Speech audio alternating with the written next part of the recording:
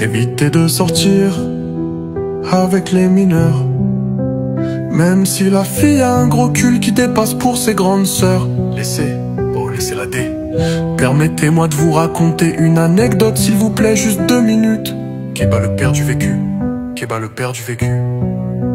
Cette histoire est lamentablement triste. Si vous n'avez pas le cœur solide, a lieu pour vous de ne pas lire la vidéo. Vous êtes prévenus. Étant adolescente, une fille s'est faite violer lors d'un bal de fin d'année par des garçons d'une autre classe. Elle avait 18 ans l'année qui a suivi. Elle n'est plus allée à l'école.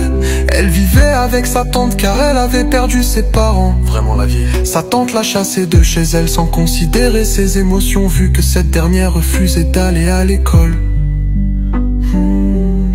La fille se retrouve dans la rue. Pire encore, elle était enceinte suite à son viol. Seigneur.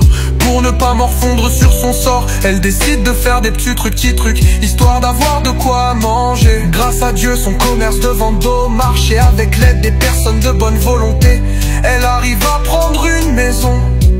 Elle s'occupe de son enfant, sa fille, et cette dernière a eu 16 ans. La jeune maman avait retrouvé goût à la vie.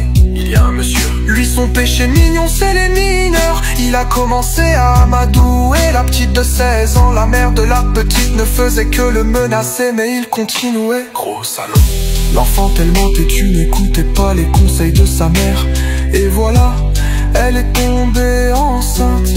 Le monsieur a acheté des médicaments pour l'avortement. La fille avait caché la grossesse à sa mère. Des enfants vraiment. Les médicaments ont fait des effets indésirables. La fille est morte.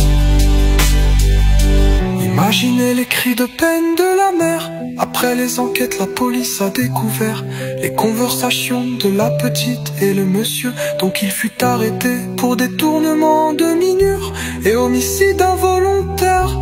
12 ans de prison ferme.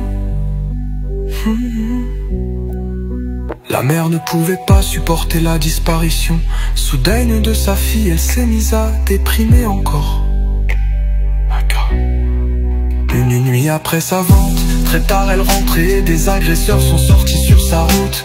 Malgré qu'elle n'a pas posé de résistance, ces derniers l'ont volé puis piqué la laissant se vider de son sang. Avant l'arrivée du SAMU, elle était déjà morte.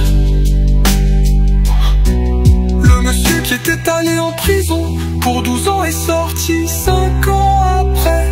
Il était devenu un peu toc-toc, avec des envies de Jah.